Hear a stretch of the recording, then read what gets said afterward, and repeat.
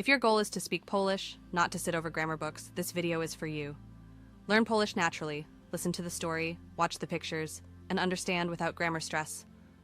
In this video, you'll learn simple Polish words used in real-life context.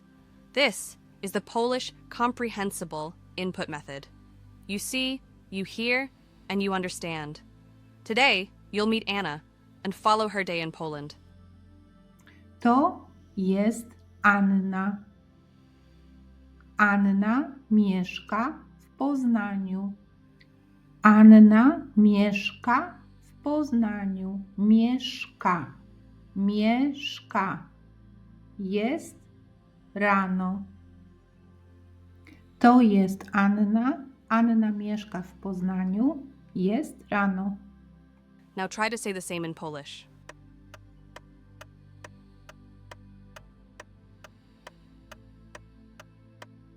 Anna pije kawę. Anna pije kawę. Anna lubi kawę. Lubi kawę. Anna idzie do pracy. Anna idzie do pracy. Iść, idzie. Pada deszcz i Anna ma parasol.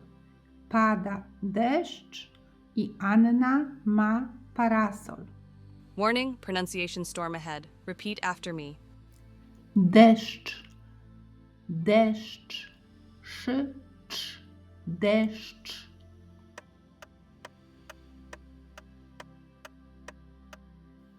Anna pracuje w biurze. Anna pracuje w biurze.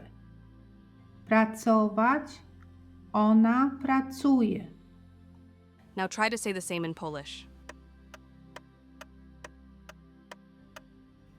W pracy Anna pije herbatę z kolegami.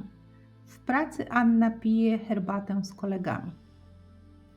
Po pracy Anna idzie do domu.